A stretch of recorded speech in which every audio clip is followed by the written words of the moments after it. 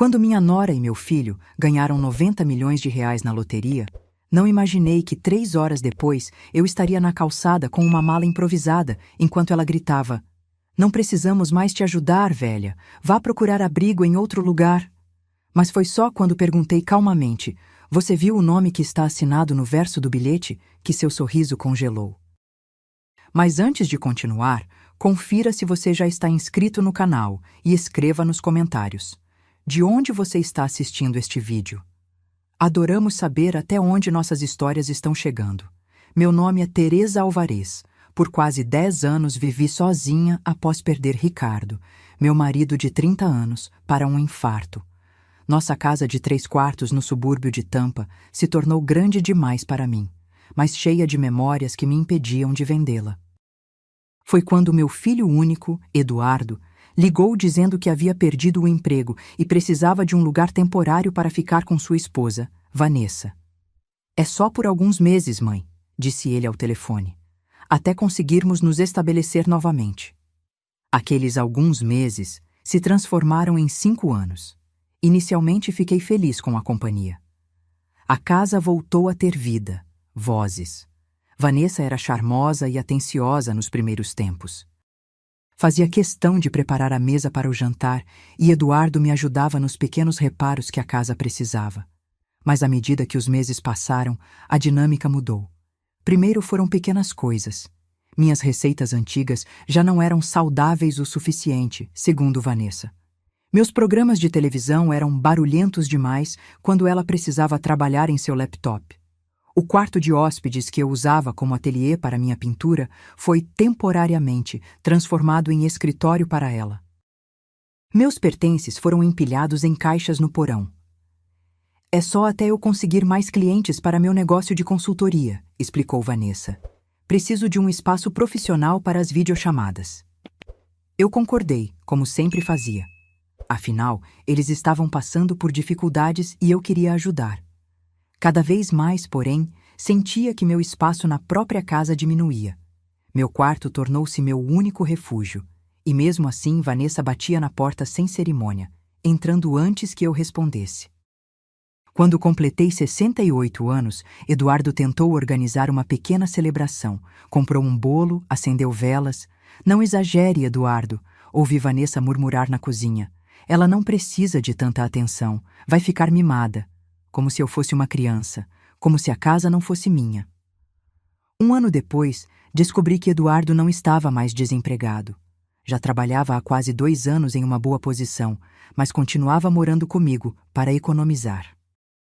O dinheiro ia para as roupas caras de Vanessa, para as viagens de fim de semana que faziam sem me convidar, para o carro novo que estacionavam na minha garagem.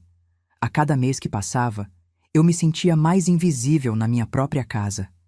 Vanessa deixava recados na geladeira. "Por favor, não use a máquina de lavar depois das 20 horas. O barulho me incomoda." Ou, "Mudei suas coisas do armário da cozinha para dar espaço aos meus utensílios novos." Tudo sem me consultar. Tudo como se a casa já fosse dela. Eu pagava as contas. Todas elas.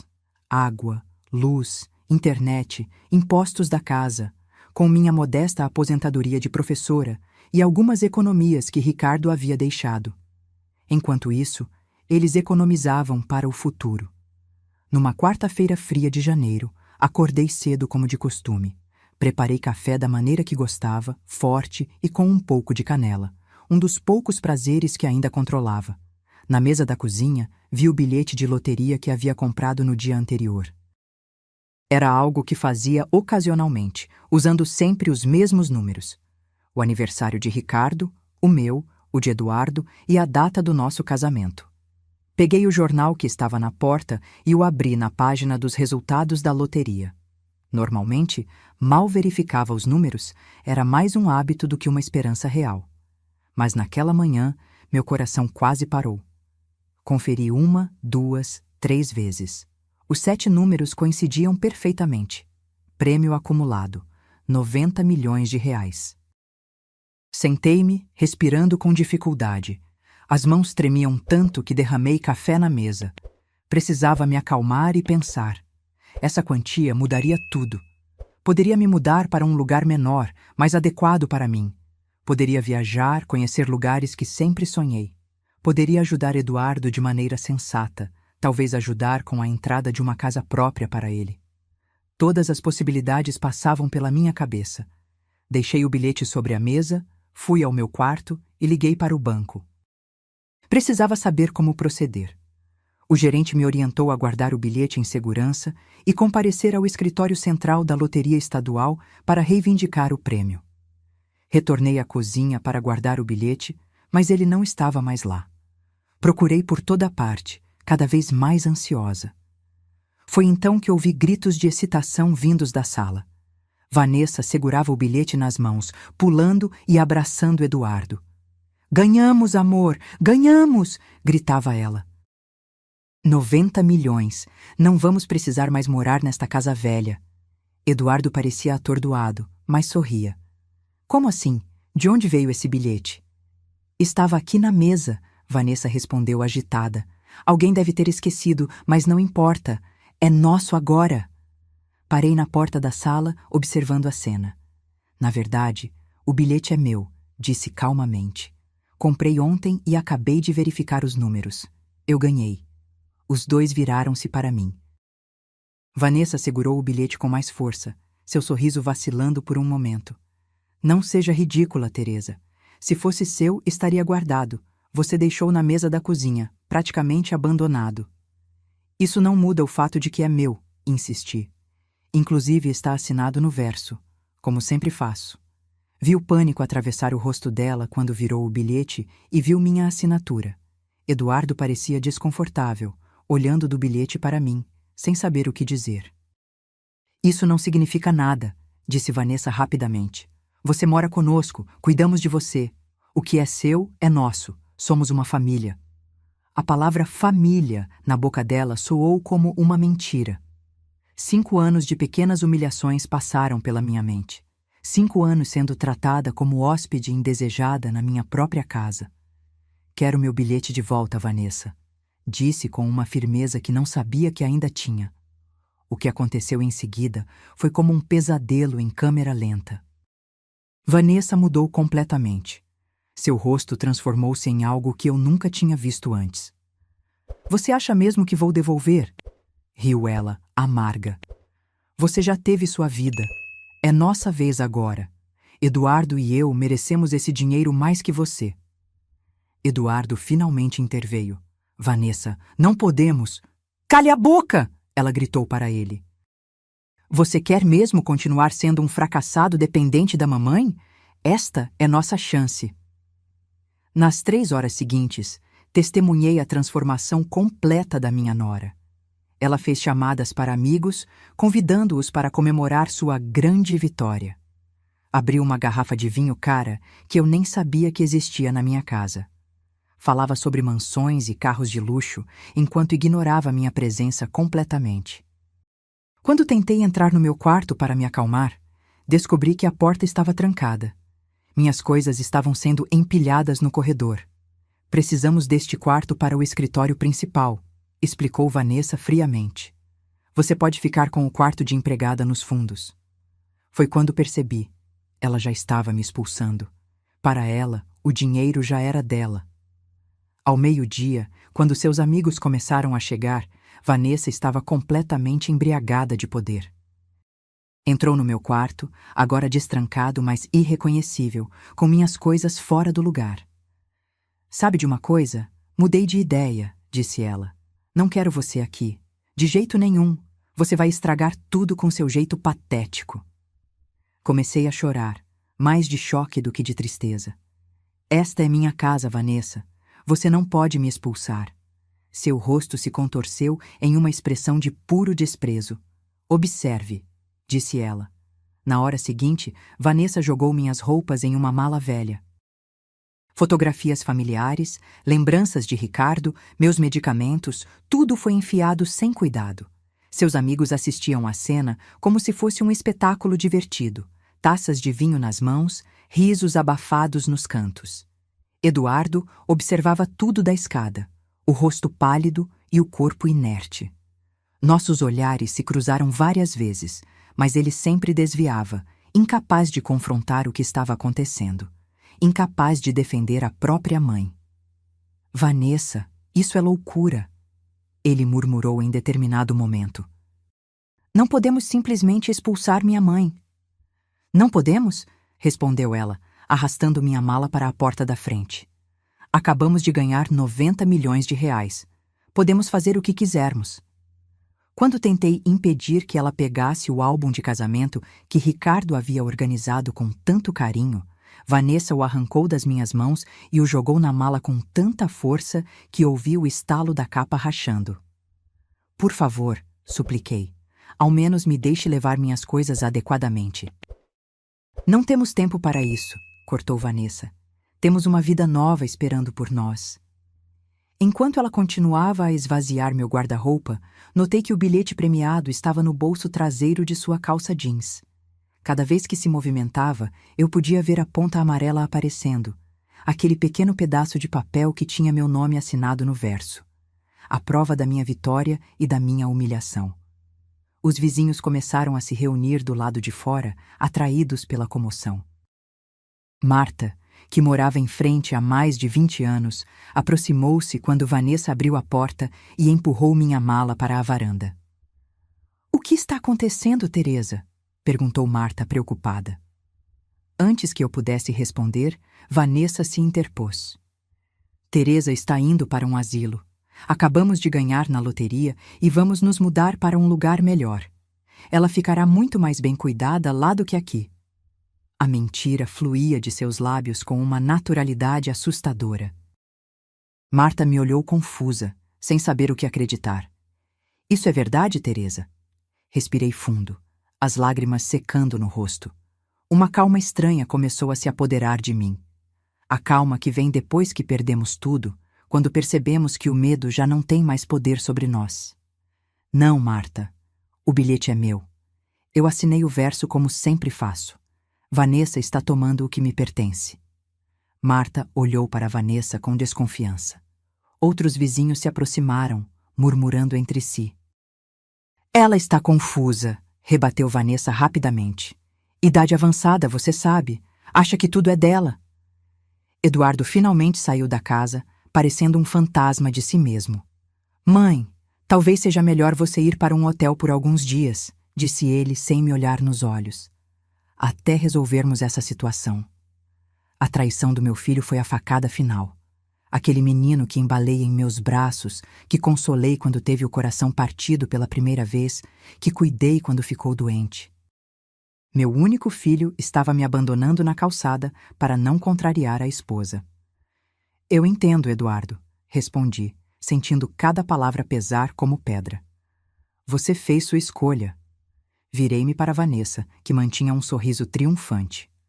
Não precisamos mais de você, declarou ela, alto o suficiente para que todos os vizinhos ouvissem. Vá espalhar sua caridade em outro lugar. Aqui não tem mais espaço para você. Foi quando fiz a pergunta que mudaria tudo. Você viu quem assinou o bilhete, Vanessa? Seu sorriso congelou por um instante. Um lampejo de dúvida cruzou seus olhos. Ela instintivamente levou a mão ao bolso, onde guardava o bilhete. Não sei do que você está falando, respondeu, mas sua voz tremeu ligeiramente. Os vizinhos observavam a cena, agora completamente investidos no drama que se desenrolava diante deles. Marta se aproximou e colocou o braço ao redor dos meus ombros. Teresa vai ficar comigo até isso se resolver, anunciou ela. E sugiro que vocês verifiquem muito bem esse bilhete antes de fazerem planos. Vanessa bufou, mas notei que ela parecia menos confiante.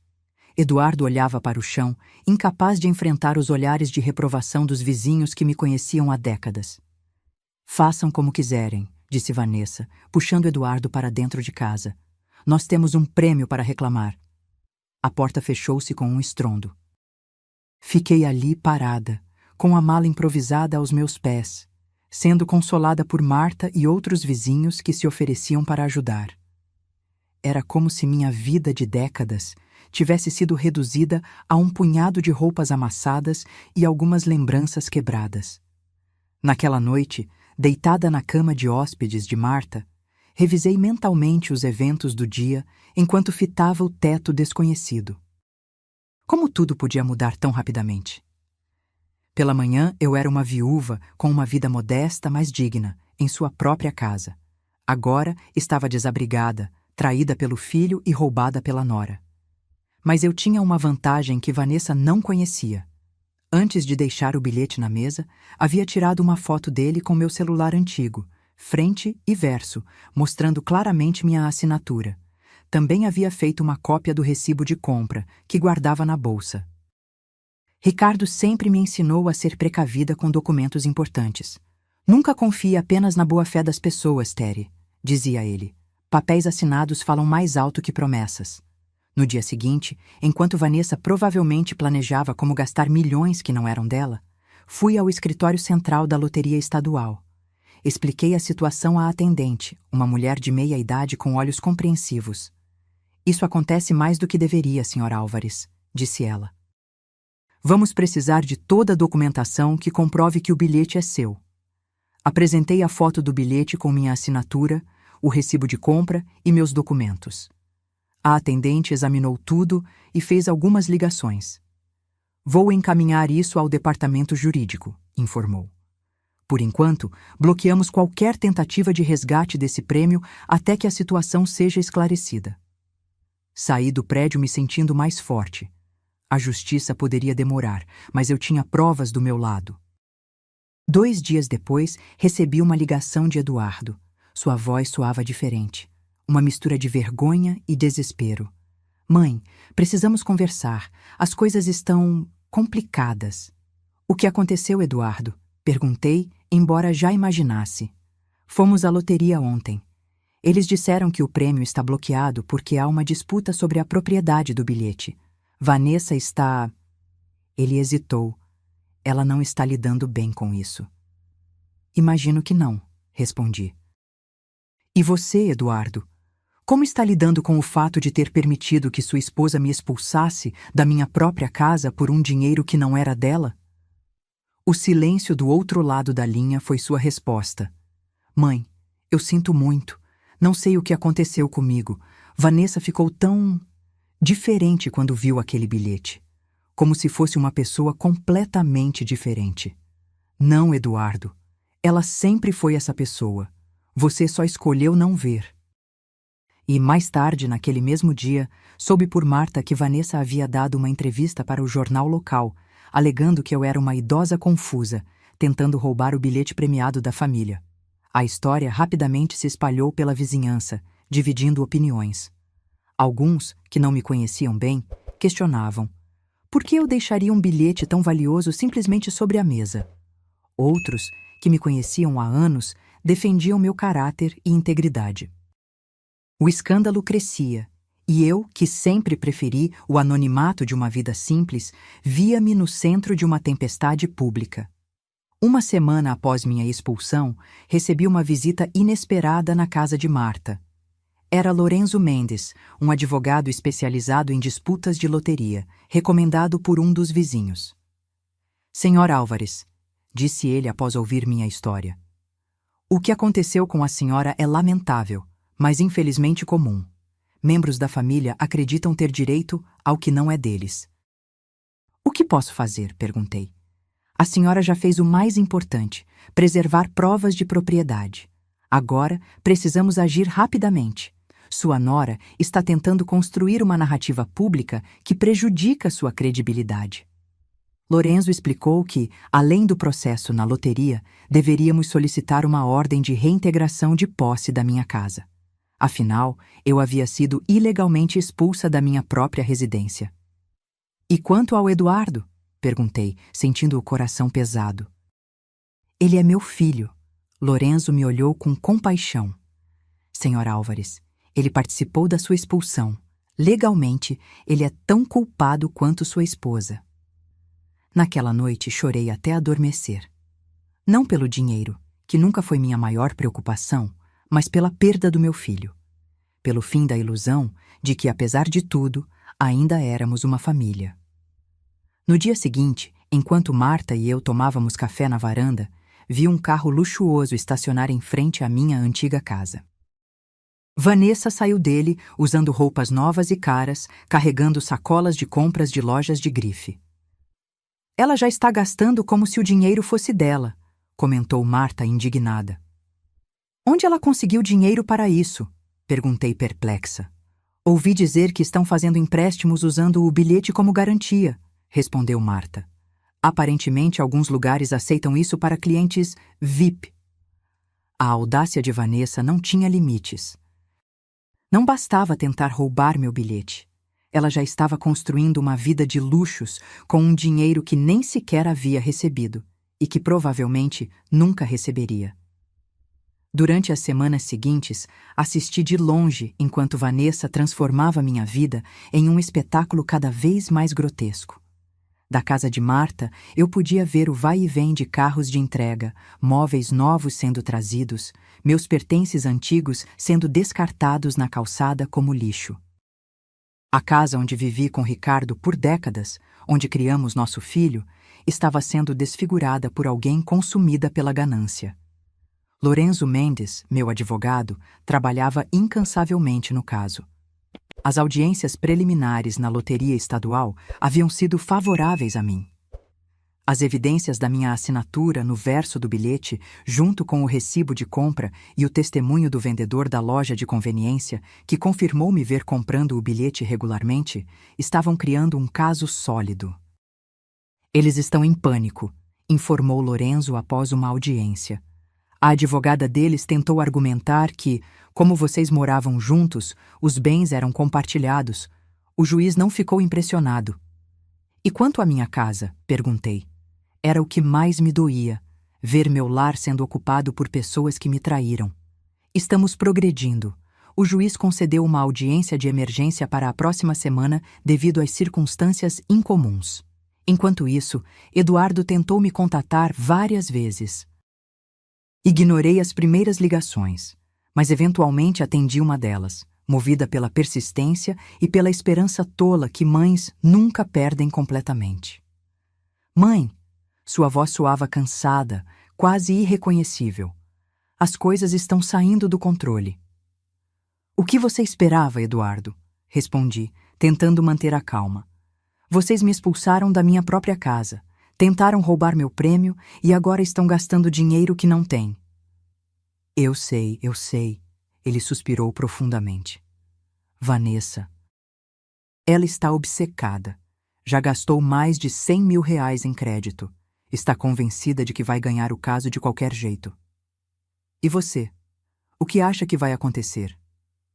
Silêncio do outro lado da linha. Não sei mais, mãe. Sinto que acordei dentro de um pesadelo. Vanessa nem parece mais a mesma pessoa. Ontem ela gritou com o carteiro porque ele perguntou se a senhora Álvares ainda morava aqui. Parte de mim queria confortar meu filho, dizer que tudo ficaria bem. Outra parte, mais forte, lembrava da imagem dele parado na escada, assistindo enquanto eu era expulsa de casa. Você teve muitas chances de fazer a coisa certa, Eduardo. Agora precisa lidar com as consequências das suas escolhas. Desliguei o telefone, o coração pesado. Marta, que ouvira a conversa, colocou a mão no meu ombro. Você está sendo mais forte do que eu seria, comentou ela. Se fosse meu filho... Se eu ceder agora, respondi, estarei ensinando Eduardo que trair a própria mãe não tem consequências, que amor maternal significa aceitar qualquer abuso. Uma semana depois, no dia da audiência para a reintegração de posse, acordei com o som de sirenes. Olhando pela janela, vi 3 viaturas policiais estacionadas em frente à minha antiga casa. Vizinhos saíam às pressas para ver o que estava acontecendo. Marta e eu nos vestimos rapidamente e atravessamos a rua. Um grupo já se formava na calçada. Entre eles, reconheci Vanessa sendo escoltada para uma viatura, as mãos algemadas atrás das costas, o rosto manchado de lágrimas e maquiagem borrada. Eduardo seguia atrás, não detido, mas visivelmente abalado. O que aconteceu? Perguntei a um dos vizinhos. Fraude, respondeu ele. Parece que ela pegou empréstimos em várias financeiras, usando o bilhete premiado como garantia. Quando uma delas descobriu que o bilhete estava em disputa legal, denunciou. Uma oficial de polícia se aproximou quando me viu. Senhor Álvares, sou a detetive Ramírez. Precisamos falar com a senhora sobre sua nora. No escritório da polícia, a detetive explicou a situação. Vanessa havia obtido empréstimos totalizando mais de R$300 mil de 5 instituições diferentes, sempre usando o bilhete premiado como garantia. Em cada uma, apresentou documentos falsificados que a nomeavam como a legítima ganhadora. Ela forjou sua assinatura em vários documentos, explicou a detetive, inclusive em uma procuração que supostamente lhe dava controle sobre seus assuntos financeiros. Meu Deus, murmurei. A profundidade da traição era maior do que eu imaginava. Seu filho alega que não sabia da extensão das ações dela, continuou a detetive. Estamos verificando essa alegação, mas por enquanto ele não está sendo acusado de fraude. Saí da delegacia me sentindo estranhamente vazia. Não havia satisfação em ver Vanessa detida, apenas uma profunda tristeza por tudo que havia acontecido. O que deveria ter sido uma bênção, ganhar na loteria, havia se transformado em uma tragédia familiar. Naquela tarde, a audiência para a reintegração de posse foi breve. Com Vanessa detida e Eduardo sem contestar minha reivindicação, o juiz rapidamente concedeu a ordem para que eu retornasse à minha casa. Lorenzo parecia satisfeito, mas eu me sentia exausta. É uma vitória importante, disse ele. Agora podemos focar no processo principal do bilhete premiado, que está indo muito bem para o nosso lado. Retornar à minha casa foi uma experiência surreal. Em apenas um mês, o lugar que conhecia tão bem havia sido transformado. Móveis novos e caros substituíam minhas peças antigas e confortáveis. Pinturas abstratas e caras ocupavam as paredes, onde antes estavam fotos de família. Na geladeira, encontrei champanhe e caviar, produtos que nunca fizeram parte da minha vida simples. O quarto que dividira com Ricardo por décadas agora tinha uma cama king size com lençóis de seda. Minhas coisas pessoais, as poucas que não haviam sido descartadas, estavam empilhadas em caixas no quarto dos fundos, aquele que Vanessa, ironicamente, havia designado para mim antes de me expulsar completamente. Sentei-me na nova sala de estar, cercada por objetos estranhos comprados com dinheiro que não existia, e chorei. Chorei pelo tempo perdido, pela família despedaçada, pela confiança traída. Chorei por Eduardo, que permitiu que a ganância e a covardia destruíssem seu caráter. Chorei por Ricardo, agradecendo que ele não tivesse vivido para ver nosso filho se tornar um estranho. À noite, Marta veio me visitar, trazendo um jantar caseiro. Sentamos na varanda, como fazíamos antes de toda essa loucura começar. Como está se sentindo estando de volta? Perguntou ela. Como uma intrusa, confessei. Esta não parece mais a minha casa. Vai levar tempo, mas você pode reconstruí-la do seu jeito novamente. Fazer deste lugar um lar outra vez. Assenti, embora não tivesse certeza se realmente queria ficar. Cada canto da casa agora guardava memórias não apenas de Ricardo, mas também da traição. Na manhã seguinte, Eduardo apareceu na porta. Estava abatido, com olheiras profundas e roupas amarrotadas. Parecia ter envelhecido 10 anos em um mês. Posso entrar? Perguntou timidamente, como um estranho. Hesitei, mas acabei dando um passo para o lado. Ele entrou lentamente, olhando ao redor como se também não reconhecesse o lugar. Ela mudou tudo, comentou, sua voz quase um sussurro. Sim, respondi secamente. Inclusive você. Ele se encolheu com minhas palavras, mas não contestou. Mãe, eu sei que nada do que eu disser vai consertar o que fiz. Não estou pedindo perdão, porque sei que não mereço. O que você quer então, Eduardo? Ele respirou fundo, como se reunisse coragem. Quero que saiba que estou me divorciando de Vanessa. Não por causa do dinheiro ou da prisão, mas porque finalmente vi quem ela realmente é. E quem eu me tornei ao lado dela. Fiquei em silêncio, deixando que ele continuasse. Também vim buscar algumas roupas. Estou ficando num motel perto do trabalho até encontrar um apartamento. Você poderia ficar aqui. As palavras saíram antes que eu pudesse contê-las.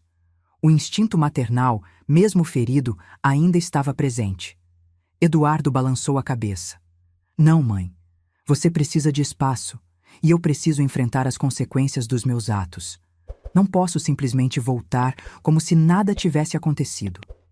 Naquele momento, vi um lampejo do filho que conhecia, do homem que Ricardo e eu havíamos criado para ser. Um homem que, apesar de ter se perdido, ainda conseguia reconhecer seus erros. Vou te dar as chaves da casa na praia, ofereci. Aquela pequena que seu pai e eu comprávamos para o verão. Está vazia, precisa de limpeza, mas é um lugar para você ficar enquanto se reorganiza. Eduardo me olhou surpreso. A casa de Clearwater? Você ainda tem aquele lugar? Sim. Ricardo nunca quis vendê-la, e depois que ele se foi, não consegui me desfazer dela. Está lá, fechada, mas é sua se quiser. Obrigado, mãe, ele disse a voz embargada. Eu não mereço sua ajuda. Não estou fazendo isso por mérito, Eduardo. Estou fazendo porque, apesar de tudo, você é meu filho. Ele assentiu, sem tentar esconder as lágrimas que agora corriam livremente por seu rosto. Busquei as chaves da casa de praia numa gaveta que, milagrosamente, Vanessa não havia revirado. Entreguei a ele junto com algumas instruções sobre a manutenção que o lugar provavelmente precisaria. Quando Eduardo estava saindo, virou-se uma última vez. Mãe, sobre o bilhete. Eu sinto muito. Realmente sinto muito. Eu sei, respondi. Agora vai construir uma vida da qual possa se orgulhar. Após sua partida, caminhei pela casa, observando cada canto que precisava ser reclamado, cada espaço que precisava voltar a ser meu. O quarto principal, a cozinha, a sala de estar, todos exigiriam trabalho para apagar os traços da ocupação de Vanessa. Um passo de cada vez, murmurei para mim mesma, lembrando-me das palavras que Ricardo costumava dizer quando enfrentávamos desafios juntos. 2 semanas depois, a comissão da Loteria Estadual convocou uma audiência final para determinar a propriedade do bilhete. O processo havia sido acelerado devido à situação criminal de Vanessa, que permanecia detida, incapaz de pagar a fiança estabelecida. Na sala de audiências, sentei-me ao lado de Lorenzo, observando o espaço onde logo seria decidido meu futuro financeiro. Eduardo entrou e sentou-se na área reservada ao público, não ao lado de Vanessa. Trocamos um breve olhar, uma comunicação silenciosa que carregava tanto dor quanto resignação.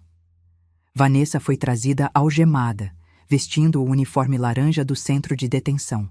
Estava quase irreconhecível, o cabelo sem os cuidados habituais, o rosto sem maquiagem, olheiras profundas. Ao me ver, seu olhar se endureceu brevemente, mas logo se desviou para o chão. O juiz revisou as evidências apresentadas.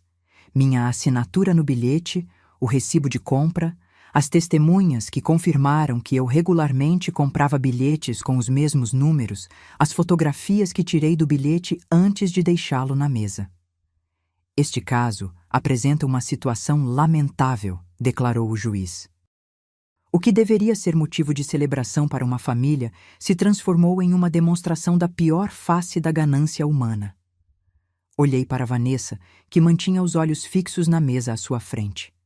Com base nas evidências inquestionáveis, este tribunal reconhece Teresa Alvarez como a legítima proprietária do bilhete premiado e, portanto, a única com direito ao prêmio de 90 milhões de reais. O alívio que senti não era pela vitória financeira, mas pelo fim daquele capítulo doloroso. O dinheiro, que tantos problemas havia causado, finalmente poderia ser usado para reconstruir o que foi destruído, ainda que algumas perdas fossem irreparáveis. Quando a audiência terminou, Vanessa foi levada de volta à detenção para aguardar seu julgamento por fraude. Eduardo se aproximou timidamente. "Parabéns, mãe", disse ele, sem alegria na voz. "Você merece." "Obrigada, Eduardo. Como está a casa de praia?" "Melhor do que eu esperava. Estou limpando, consertando algumas coisas." "Ajuda a manter a mente ocupada." Assenti. Sabia o valor de manter as mãos ocupadas quando o coração está pesado. Você vai receber o prêmio logo? Perguntou ele, claramente desconfortável em tocar no assunto, mas tentando manter uma conversa normal. Sim. Lorenzo disse que em uma semana devo receber a primeira parcela. Eduardo hesitou e eu vi nele o menino que costumava pedir mais 5 minutos antes de dormir. Mãe, eu sei que não tenho direito de pedir nada, mas... Você vai ficar bem? Tudo isso foi tão intenso? Sorri levemente. Vou ficar bem, filho. Sempre fiquei. No caminho para casa, refleti sobre o poder transformador do dinheiro. Não apenas o que ele poderia comprar, mas como revelava a verdadeira natureza das pessoas. Vanessa, com sua ganância descontrolada. Eduardo, com sua fraqueza e subsequente arrependimento. E eu mesma, descobrindo uma força que não sabia que possuía. Quando finalmente recebi o cheque da primeira parcela do prêmio, não senti a euforia que muitos vencedores descrevem. Em vez disso, senti uma responsabilidade. Este dinheiro, que havia custado tanto em termos emocionais, precisava servir a um propósito maior que simplesmente acumular mais posses. A primeira coisa que fiz após receber o prêmio foi contratar uma empresa de mudanças. Não para trazer novas aquisições, mas para retirar tudo o que Vanessa havia comprado. Os móveis luxuosos, as obras de arte caras, os aparelhos eletrônicos de última geração, tudo foi doado para instituições de caridade. Queria que minha casa voltasse a ser o que era. Um lugar simples, acolhedor, cheio de memórias genuínas. Marta me ajudou a recuperar algumas das minhas antigas peças que haviam sido descartadas ou guardadas no porão.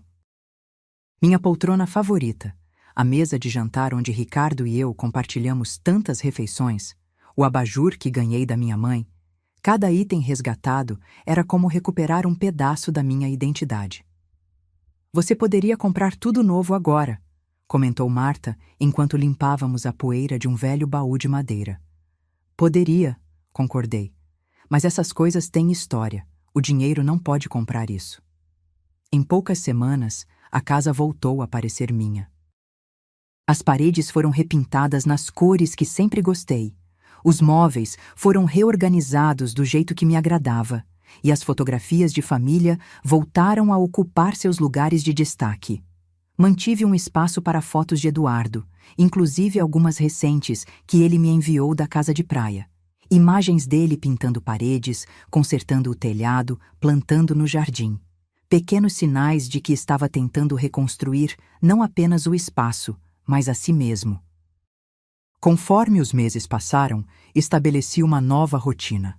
Parte do meu tempo era dedicada a administrar o dinheiro do prêmio com a ajuda de consultores financeiros confiáveis. Criei fundos de investimentos seguros, doações para causas importantes e reservas para o futuro. Outra parte do meu tempo era dedicada ao que realmente importava: redescobrir prazeres simples que haviam sido ofuscados pelos anos de tensão em minha própria casa.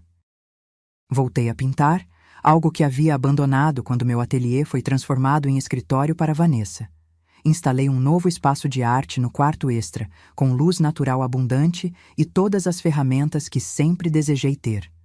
As primeiras telas eram catárticas, paisagens tempestuosas, cores intensas, pinceladas quase violentas.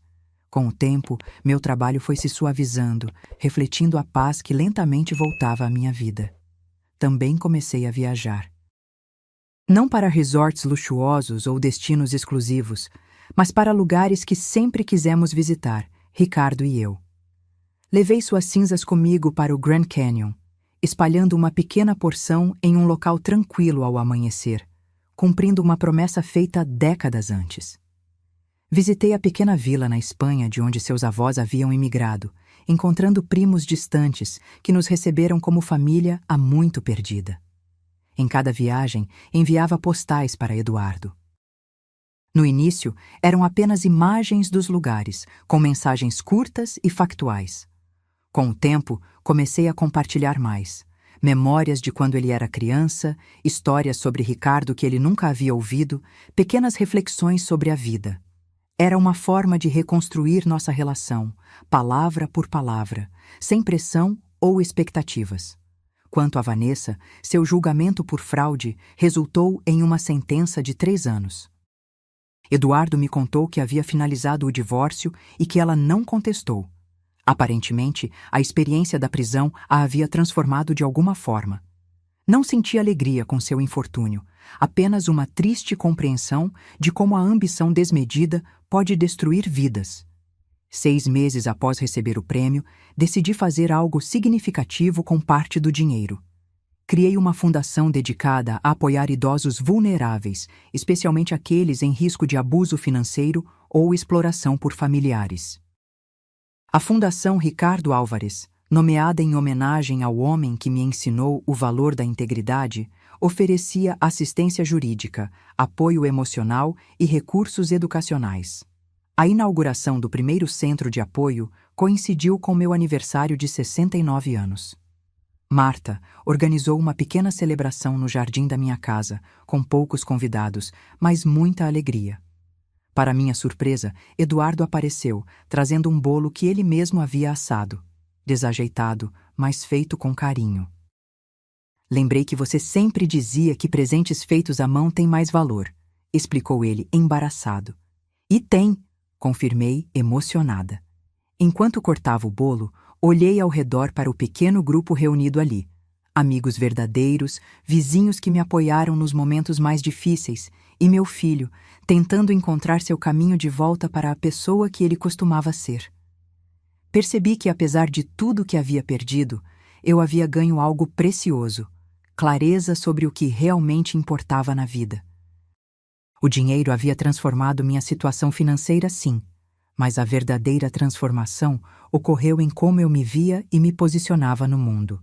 Não era mais a viúva solitária que aceitava ser diminuída em sua própria casa. Era uma mulher que havia enfrentado a tempestade e emergido mais forte, mais sábia, mais consciente do seu próprio valor. Numa tarde tranquila de outono, quase 1 ano após o início de toda a saga, recebi um envelope no correio. O remetente era o Centro de Reabilitação Feminino, onde Vanessa cumpria sua pena. Hesitei antes de abrir, preparando-me para qualquer coisa: acusações, manipulações, tentativas de despertar culpa. Mas o conteúdo me surpreendeu. Era uma carta escrita à mão, sem floreios ou dramatizações. Teresa, não espero seu perdão e não estou escrevendo para pedi-lo. Apenas senti que precisava reconhecer o mal que causei a você. A pessoa que eu me tornei naqueles dias me assusta. Não reconheço aquela mulher que expulsou você da sua própria casa, que mentiu, que fraudou, que manipulou. O tempo aqui dentro tem sido difícil, mas necessário. Estou frequentando terapia e tentando entender o que me levou a fazer o que fiz. A ganância, sim, mas também inseguranças mais profundas que nunca quis enfrentar. Sei que palavras são apenas palavras, especialmente vindas de alguém que traiu sua confiança tão completamente. Mas quero que saiba que sinto muito. Verdadeiramente. Vanessa. E guardei a carta em uma gaveta, sem responder imediatamente. Não estava pronta para perdoar. Talvez nunca estivesse completamente. Mas havia algo libertador em ver alguém que tanto mal me causou reconhecer seus erros sem tentar justificá-los. 2 semanas depois, enviei uma breve resposta. Vanessa, recebi sua carta. O reconhecimento do erro é o primeiro passo para a mudança verdadeira. Espero que você encontre paz e propósito, independentemente do caminho que escolher após cumprir sua sentença. Teresa. Era o mais próximo do perdão que eu podia oferecer naquele momento. Não por ela, mas por mim mesma, para deixar ir o ressentimento que, se alimentado, poderia consumir meu espírito tanto quanto a ganância consumiu o dela. Na primavera seguinte, decidi fazer uma mudança significativa. A casa onde vivi com Ricardo, a mesma que havia sido tomada e depois reclamada, carregava muitas lembranças, algumas doces, outras dolorosas demais. Após muita reflexão, coloquei-a à venda. Tem certeza disso? Perguntou Marta, preocupada que eu estivesse tomando uma decisão impulsiva. Tenho, respondi com convicção. Esta casa serviu ao seu propósito. Abrigou uma família, testemunhou amor e traição, alegrias e tristezas. Mas agora quero um lugar que seja só meu, sem fantasmas do passado. Comprei uma casa menor, mais próxima ao oceano, algo que sempre sonhei, mas nunca considerei possível. Um lugar luminoso, com grandes janelas que enquadravam o horizonte marinho, um pequeno jardim onde plantei flores coloridas e ervas aromáticas, e um estúdio de pintura onde a luz natural criava efeitos mágicos nas telas. Eduardo me ajudou com a mudança, carregando caixas, montando móveis, pendurando quadros exatamente onde eu queria. Nossos diálogos ainda eram por vezes tensos, marcados por silêncios carregados de lembranças dolorosas, mas estávamos aprendendo a construir uma nova relação, mais honesta, com limites mais claros e respeito mútuo. Gosto deste lugar, comentou ele, enquanto ajudava a organizar meus livros em uma estante nova. Combina com você. Como assim? Perguntei curiosa. É sereno, mas tem personalidade. Parece autêntico. Sorri, tocada por suas palavras. Era exatamente o que eu buscava. Um espaço que refletisse quem eu me tornara após toda a turbulência. Em uma das prateleiras, coloquei uma pequena caixa de madeira entalhada que Ricardo me dera em nosso 10º aniversário de casamento. Dentro dela, guardei o bilhete de loteria que mudou tudo, não como símbolo da fortuna financeira, mas como lembrete do valor da dignidade e da força interior. A vida seguiu seu curso. Eduardo permaneceu na casa de praia, transformando-a gradualmente em seu próprio refúgio. Eventualmente, conheceu uma mulher gentil, professora como eu havia sido, e começaram um relacionamento cauteloso. Quando ele a trouxe para me conhecer, observei cuidadosamente sua interação. O respeito mútuo, a comunicação clara, a ausência da dinâmica tóxica que havia marcado seu casamento anterior. "O que acha dela?" perguntou-me depois, ansioso por minha aprovação. "Acho que ela te vê por quem você realmente é", respondi honestamente. E isso é o mais importante. Quanto a mim, descobri uma liberdade que nunca havia experimentado antes. A liberdade de definir minha vida nos meus próprios termos, de dizer não, sem culpa, de estabelecer limites claros, de viver sem o peso das expectativas alheias. Minha arte floresceu.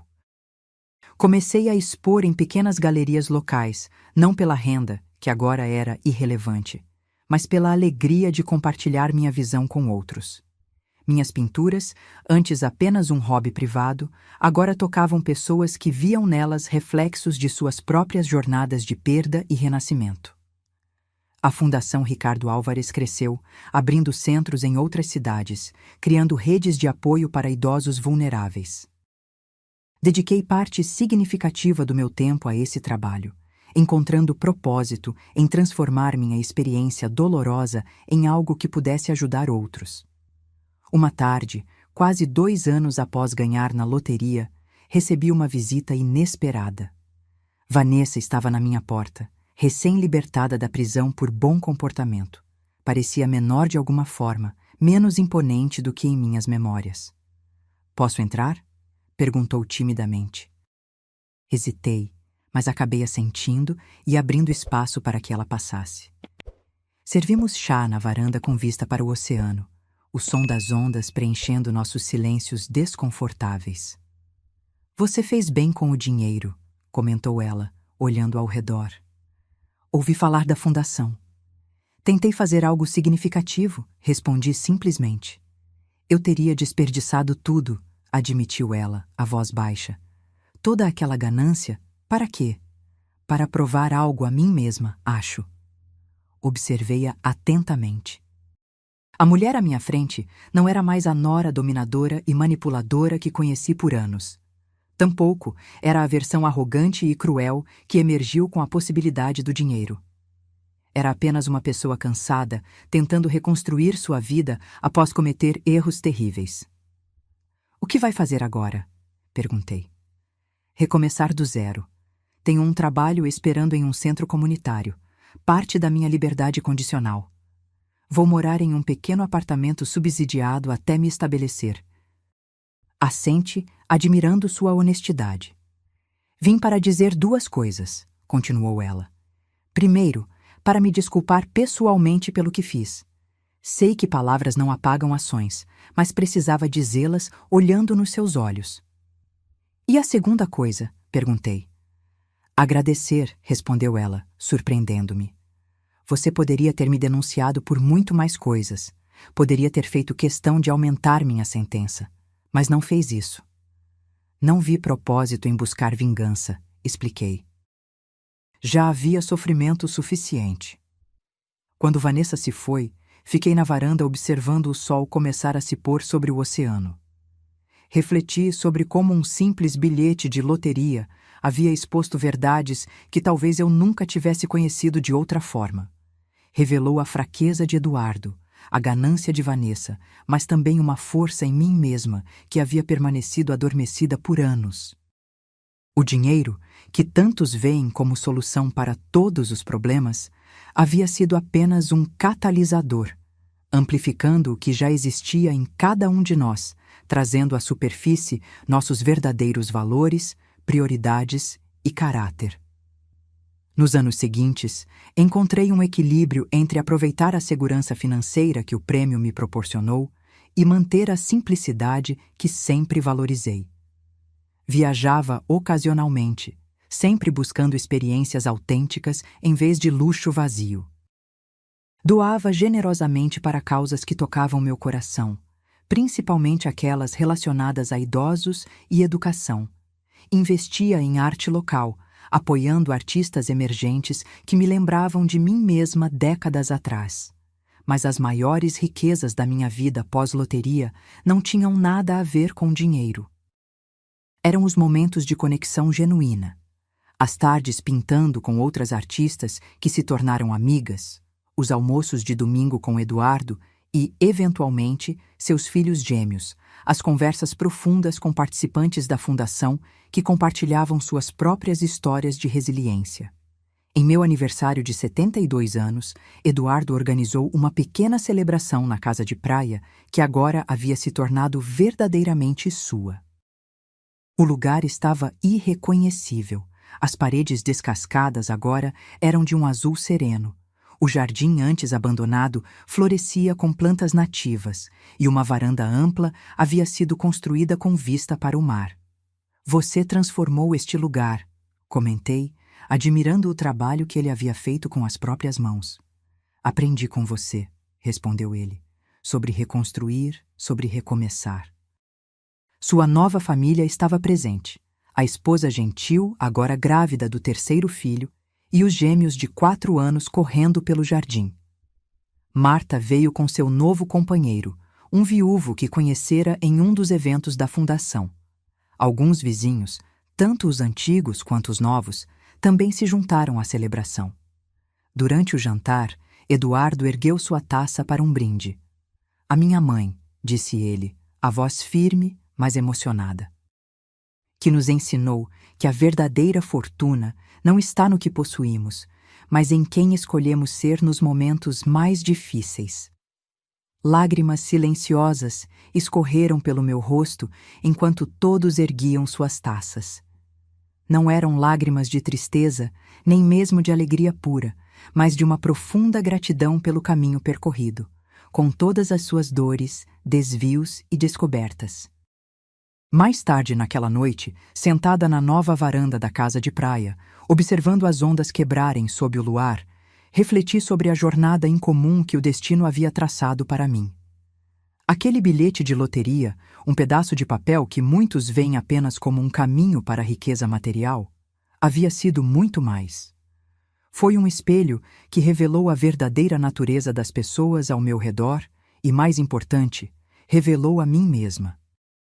Pensei em Vanessa, que ocasionalmente enviava cartões postais de sua nova vida em outro estado.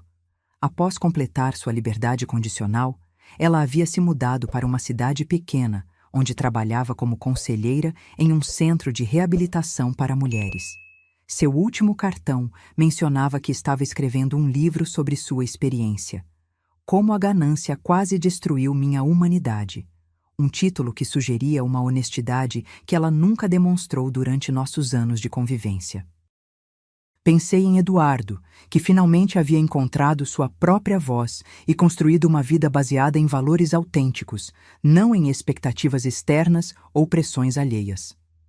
Nosso relacionamento havia se transformado em algo mais maduro, mais honesto, uma amizade entre adultos que respeitavam a história compartilhada, mas não eram definidos apenas por ela.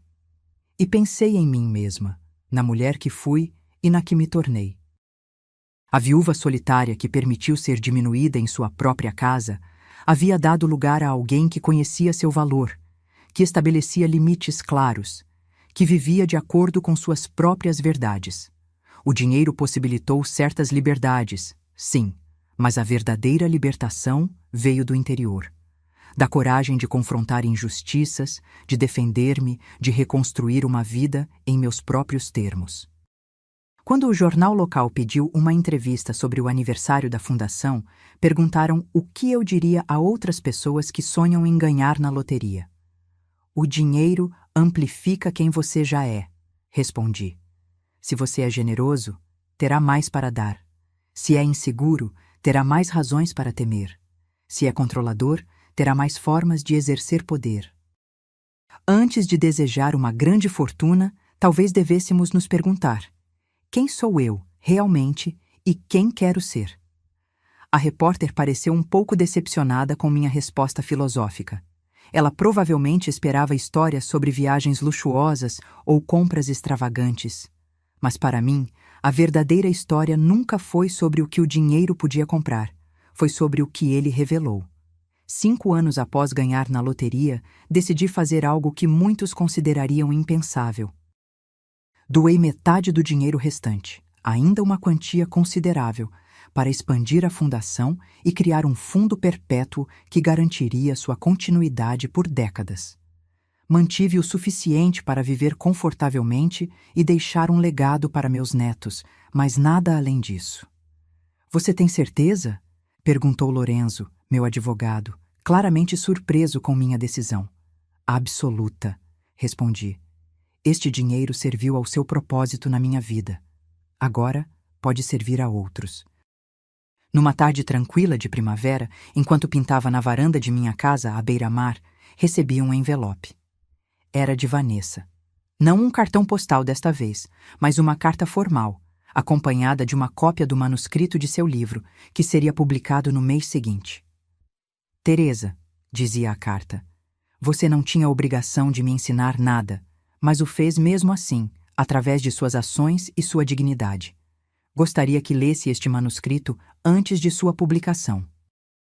Não busco sua aprovação, mas quero ter certeza de que retratei nossa história com a honestidade que ela merece. Se preferir que eu use pseudônimos, respeitarei sua decisão. O manuscrito era surpreendentemente bem escrito e, mais importante, dolorosamente honesto. Vanessa não se poupou na narrativa, expondo suas próprias falhas, inseguranças e a espiral de ganância que quase destruiu múltiplas vidas. Havia passagens difíceis de ler, momentos em que revivia a humilhação de ser expulsa da minha própria casa, mas também havia uma profunda reflexão sobre as consequências de escolhas movidas pela ambição desmedida. Enviei uma resposta breve. Use os nomes verdadeiros. A honestidade merece ser conhecida como tal.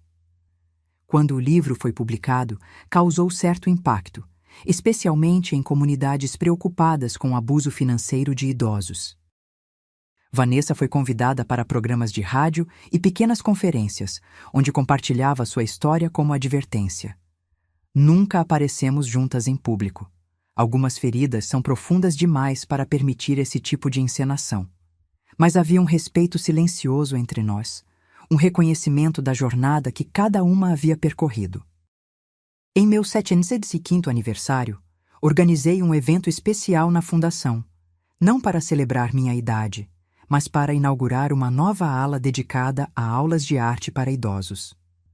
O espaço luminoso, equipado com cavaletes, tintas de qualidade e grandes janelas que capturavam a luz natural, era a realização de um sonho. A arte salvou minha sanidade nos momentos mais difíceis, expliquei durante a pequena cerimônia. Espero que este espaço ofereça o mesmo conforto e possibilidade de expressão para outros. Eduardo estava lá com sua família, agora incluindo 3 filhos, os gêmeos, já com 7 anos, e uma menina de 2 que carregava o nome da avó. Marta, apesar de sua saúde frágil, fez questão de comparecer. Alguns dos primeiros participantes da fundação, agora voluntários ativos, também estavam presentes. Para minha surpresa, entre os convidados estava um rosto familiar que não via há quase um ano: Vanessa.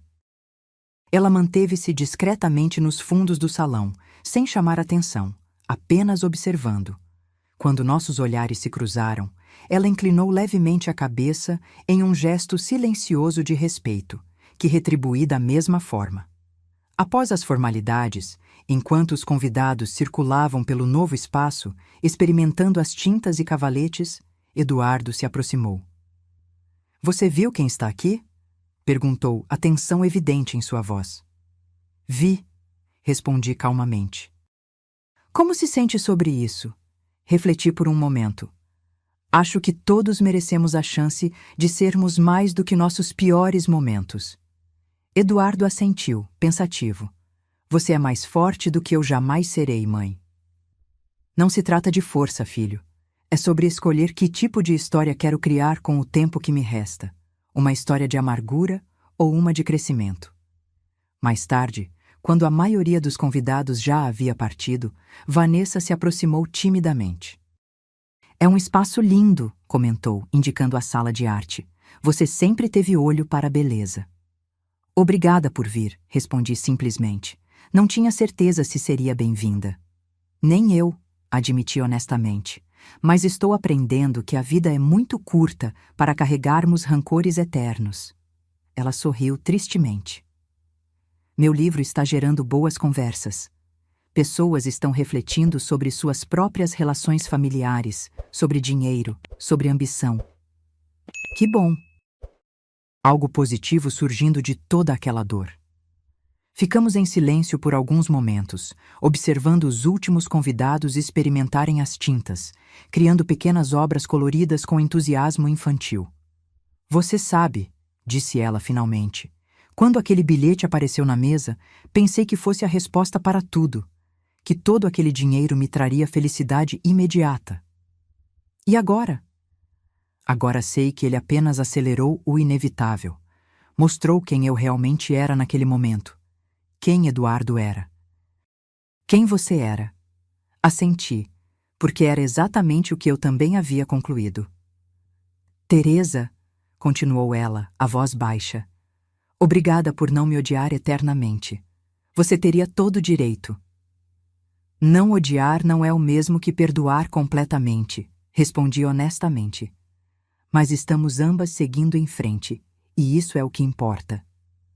Quando Vanessa foi embora, fiquei observando o salão quase vazio, os cavaletes ainda com pintura secando, as janelas refletindo o sol da tarde. Pensei em como a vida toma caminhos inesperados e como somos testados, não pelos eventos em si, mas por como respondemos a eles. O bilhete de loteria, que por tanto tempo simbolizou o pior da natureza humana, havia, ironicamente, aberto caminho para algo melhor, para Eduardo encontrar sua verdadeira força, para Vanessa confrontar seus demônios, para eu descobrir uma versão de mim mesma que não sabia existir. Na semana seguinte, recebi um convite inesperado. Uma universidade local queria que eu falasse para alunos de serviço social sobre minha experiência com abuso financeiro de idosos e como isso motivou a criação da fundação. Inicialmente hesitei. Nunca fui confortável falando em público, mas algo me dizia que compartilhar minha história poderia ajudar outros que estavam sofrendo em silêncio, como eu havia feito por tantos anos. O auditório estava surpreendentemente cheio quando cheguei. Estudantes jovens, professores de meia-idade e até alguns idosos que pareciam ter vindo especificamente para ouvir minha história. A coordenadora do evento me apresentou como uma sobrevivente que transformou sua experiência traumática em apoio para outros. Quando subi ao palco, Minhas mãos tremiam ligeiramente, mas minha voz permaneceu firme. Contei minha história sem dramatizações desnecessárias. A morte de Ricardo, os anos de erosão lenta da minha autoridade na própria casa, a descoberta do bilhete premiado, a cruel expulsão e, finalmente, a reconstrução de minha vida e identidade. Muitas pessoas pensam que ganhar na loteria é o fim de todos os problemas, disse a plateia atenta. Mas dinheiro não cria nem resolve problemas fundamentais de caráter. Apenas os amplifica. Ué. Após a palestra, uma fila de pessoas se formou para falar comigo. Muitos eram idosos compartilhando experiências semelhantes, filhos que tomavam decisões financeiras sem consultá-los, noras e genros que os tratavam como fardos, a sensação gradual de invisibilidade dentro das próprias famílias. Uma senhora idosa segurou minhas mãos com força. Obrigada por dar nome ao que passei. Por anos pensei que era normal, que era ingratidão minha querer mais respeito. Um homem, em seus 80 anos, contou como havia entregado procuração financeira ao filho, apenas para descobrir que ele estava drenando suas economias para investimentos arriscados. Tive vergonha de admitir que meu próprio filho estava me explorando, confessou, os olhos marejados. Seu discurso me deu coragem para buscar ajuda. Cada história reforçava minha convicção de que a fundação estava preenchendo uma necessidade vital e que minha experiência dolorosa tinha um propósito maior. Ricardo sempre dizia que não existem coincidências, apenas lições disfarçadas. Talvez ganhar na loteria e enfrentar toda aquela traição tenha sido a lição que eu precisava para encontrar minha verdadeira vocação nos anos dourados da minha vida. Nos anos que se seguiram, dividi meu tempo entre o trabalho na fundação, minha arte, que agora era exposta regularmente em pequenas galerias, e momentos preciosos com a família que foi reconstruída das cinzas da traição. Eduardo e seus filhos, Marta e outros amigos que se tornaram praticamente família. Eduardo finalizou seu divórcio e, gradualmente, reconstruiu sua vida, focando em ser um bom pai e redescobrir sua própria identidade além do casamento fracassado. A casa de praia se tornou seu refúgio e, eventualmente, seu lar permanente. Ele se casou novamente anos depois, com uma mulher gentil e compreensiva que nunca tentou apagar o passado, mas ajudou-o a construir um futuro melhor. Quanto a Vanessa, seu livro alcançou um sucesso modesto, principalmente em círculos acadêmicos e assistenciais. Ela se tornou uma voz respeitada em discussões sobre ética financeira familiar e exploração de idosos, usando sua própria história como alerta. Nossos caminhos raramente se cruzavam, mas quando acontecia, havia um respeito mútuo silencioso. Um reconhecimento de quão longe ambas havíamos chegado desde aqueles dias sombrios. Em meu 800º aniversário, olhei ao redor da sala cheia de amigos, família e colegas da fundação, e senti uma profunda gratidão. Não pelo prêmio da loteria em si, que havia se tornado apenas um detalhe em minha história de vida, mas pelo que aprendi através da tempestade que ele desencadeou. Aprendi que dignidade não tem preço. Aprendi que verdadeiros relacionamentos sobrevivem às piores tempestades. Aprendi que nunca é tarde demais para redescobrir sua própria voz.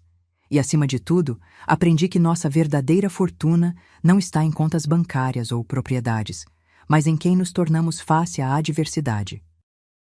Aquele bilhete de loteria, um simples pedaço de papel que muitos veem como um caminho para a felicidade instantânea, havia revelado a verdade sobre cada pessoa em minha vida, incluindo a mim mesma.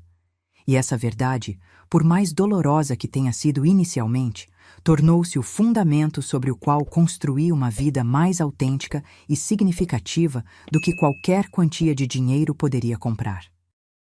A vida! Brindei, erguendo minha taça de champanhe em meu aniversário de 80 anos, cercada por aqueles que realmente importavam. Não pelos presentes que ela nos dá, mas pelas verdades que ela nos revela. Enquanto observava os rostos sorridentes ao meu redor, Eduardo agora com fios grisalhos, seus filhos já adultos jovens, amigos de longa data e novos companheiros de jornada. Percebi que havia encontrado algo muito mais valioso do que os 90 milhões de reais do prêmio. Havia encontrado paz. Havia encontrado propósito. Havia encontrado minha verdadeira fortuna. Quando completei 85 anos, a Fundação Ricardo Alvarez estava presente em 7 estados, oferecendo assistência a milhares de idosos vulneráveis anualmente. Meu rosto, agora marcado por rugas que contavam histórias de dor e alegria em igual medida, aparecia ocasionalmente em publicações sobre filantropia e proteção aos direitos dos idosos. A história do bilhete de loteria havia se tornado quase mítica. A mulher que transformou traição em redenção, como um jornal certa vez descreveu. Mas a verdadeira história, aquela que se desenrolava silenciosamente nos corredores da minha casa à beira-mar e nos momentos tranquilos com minha família reconstruída, era muito mais complexa e significativa do que qualquer manchete poderia capturar. Eduardo, agora com cabelos completamente grisalhos, havia se tornado um homem notavelmente diferente daquele jovem indeciso que permitiu que eu fosse expulsa da própria casa anos atrás. Diretor de uma escola local, ele dedicava sua vida a educar crianças e orientar jovens professores. Seu casamento com Clara, uma bibliotecária de voz suave e opiniões firmes, era uma parceria de respeito mútuo. Seus 3 filhos estavam seguindo seus próprios caminhos, os gêmeos na universidade e a caçula, Teresa, terminando o ensino médio. Naquele ano, durante um jantar de domingo em minha casa, uma tradição que havíamos mantido religiosamente por mais de uma década, Eduardo me surpreendeu com uma notícia. Vanessa está doente, mãe, disse ele calmamente, enquanto ajudava a lavar a louça depois que todos haviam saído da mesa.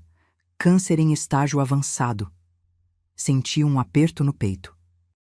Apesar de tudo o que havia acontecido entre nós, a notícia da doença de Vanessa me afetou mais do que esperava.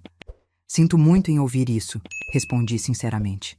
Ela está recebendo tratamento adequado? Eduardo assentiu. Sim, mas os médicos não são muito otimistas. Ela perguntou por você. Olhei para ele surpresa. Não para pedir nada, ele esclareceu rapidamente. Apenas queria saber como você está. Disse que tem pensado muito sobre o passado. Fiquei em silêncio por um momento, absorvendo a informação. A mulher que uma vez me expulsou da minha própria casa, que tentou roubar o que era legitimamente meu, que causou tanta dor à nossa família, agora enfrentava sua própria mortalidade. Vou visitá-la, decidi finalmente. Eduardo me olhou surpreso. Tem certeza, mãe? Você não tem nenhuma obrigação. Não estou fazendo por obrigação, Eduardo. Estou fazendo por mim mesma. Na semana seguinte, fiz a viagem de 2 horas até o hospital onde Vanessa estava internada. O corredor antisséptico, com seu cheiro característico de desinfetante e desesperança, trouxe memórias dolorosas dos últimos dias de Ricardo. Respirei fundo antes de bater na porta do quarto 317. Entre. Uma voz fraca respondeu. Vanessa estava quase irreconhecível. Seu corpo, antes cheio de energia e arrogância, agora parecia frágil e diminuído contra os travesseiros brancos do hospital. O cabelo, que ela sempre mantivera impecavelmente arrumado, havia caído devido à quimioterapia, substituído por um lenço colorido. Seus olhos, no entanto, ainda tinham aquela intensidade característica, embora agora contivessem mais sabedoria do que ambição. Teresa, ela murmurou claramente surpresa. Você veio? Sim, respondi simplesmente, sentando-me na cadeira ao lado da cama. Eduardo me contou sobre sua condição. Um silêncio desconfortável pairou entre nós.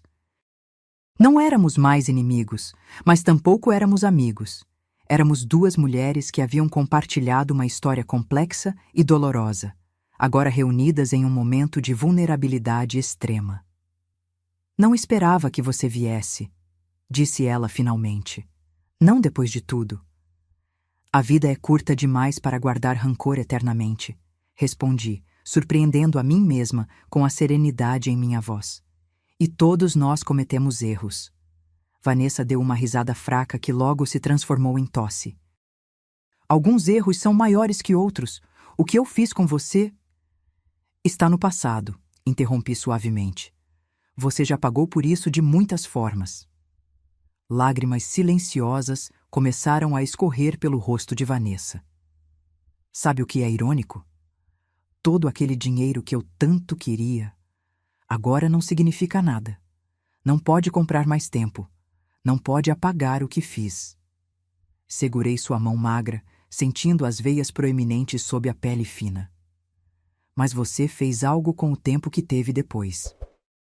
O livro, as palestras, ajudar outras pessoas a reconhecerem a ganância antes que ela os destruísse.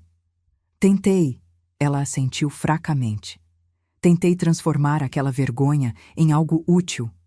Conversamos por quase 1 hora. Não sobre o passado.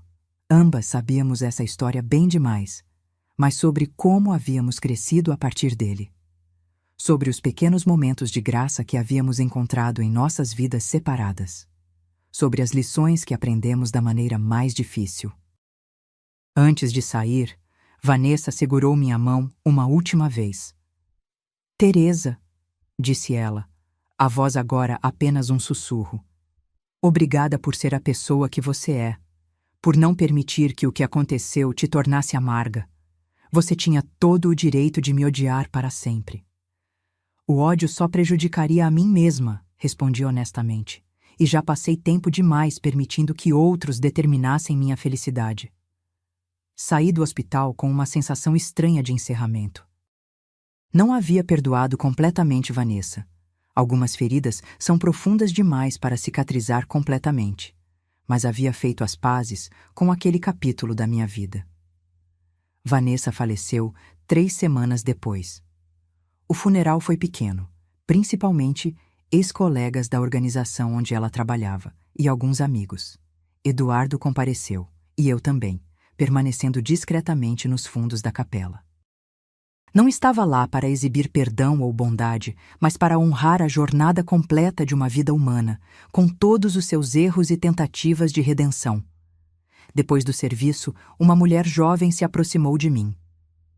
Você é Teresa Alvares? Perguntou timidamente. Assenti, curiosa sobre como ela me conhecia. Sou Melissa. Vanessa foi minha mentora no programa de recuperação, explicou ela. Ela falava muito sobre você, sabia? Dizia que você era a pessoa mais forte que ela já conheceu. Sorri tristemente. Vanessa me viu em meus momentos mais vulneráveis. Ela nos contou sua história, a versão verdadeira, não a versão do livro. Nos ensinou que o caráter se revela não quando ganhamos, mas quando perdemos tudo. Melissa hesitou antes de acrescentar. Ela esperava que um dia pudesse realmente merecer seu perdão. Diga a ela que conseguiu, respondi suavemente. Onde quer que ela esteja agora. Naquele mesmo ano, dei um passo significativo que vinha considerando havia algum tempo. Transferi a liderança diária da fundação para uma equipe de profissionais dedicados, mantendo-me apenas como consultora e membro do conselho. Aos 85 anos, sentia que era hora de desacelerar, de dedicar mais tempo à pintura, à leitura e aos meus bisnetos que estavam começando a chegar. Uma tarde, enquanto pintava na varanda com a ajuda de Sofia, minha bisneta de 4 anos, Eduardo se juntou a nós, observando em silêncio nossos pincéis dançarem sobre a tela. Sabe o que estive pensando, mãe? Disse ele finalmente. Como um único momento pode mudar completamente o rumo de nossas vidas. O bilhete de loteria, constatei, entendendo imediatamente. Sim, ele confirmou, olhando para o horizonte onde o céu encontrava o oceano. Se você não tivesse ganhado, se Vanessa não tivesse agido daquela forma, se eu não tivesse sido tão fraco, quão diferente tudo seria. Diferente sim, concordei, ajudando Sofia a misturar cores para criar um tom perfeito de verde para sua árvore imaginária. Mas não necessariamente melhor. Eduardo me olhou, surpreso. Como assim? você não teria passado por tanto sofrimento. Talvez, respondi pensativa, mas talvez também nunca tivesse descoberto minha própria força. Talvez você nunca tivesse encontrado seu verdadeiro caminho. Talvez milhares de idosos não tivessem recebido ajuda através da fundação. Você está dizendo que foi tudo para o melhor? Perguntou ele incrédulo. Não, balancei a cabeça. Estou dizendo que não podemos saber quais caminhos alternativos teríamos seguido. Só podemos fazer o melhor com o caminho que nos foi dado. Sofia ergueu sua pintura para mostrar, uma explosão de cores que representava sua visão única do mundo. Vovó, olha, fiz uma árvore mágica. Sorri, admirando sua criação. É linda, querida. As melhores árvores são aquelas que crescem em lugares inesperados. Mais tarde naquela noite, depois que todos haviam ido embora, sentei-me sozinha na varanda com uma taça de vinho, observando as estrelas refletidas no oceano escuro. Pensei em Ricardo, que havia partido há tanto tempo, mas cuja presença ainda sentia em momentos de quietude como este. Pensei em Eduardo, que havia encontrado seu caminho de volta para o homem que seu pai sempre soube que ele poderia ser. Pensei em Vanessa, cuja ganância havia causado tanto dano, mas que eventualmente encontrou um propósito em ajudar outros a evitar os mesmos erros. E pensei em mim mesma, a jovem professora que se tornou esposa, mãe, viúva, vítima, lutadora, vencedora, artista, filantropa e, finalmente, aos 85 anos, apenas Teresa. Uma mulher que havia aprendido que a verdadeira riqueza não está em contas bancárias ou bilhetes premiados, mas na capacidade de permanecer fiel a si mesma diante de qualquer tempestade.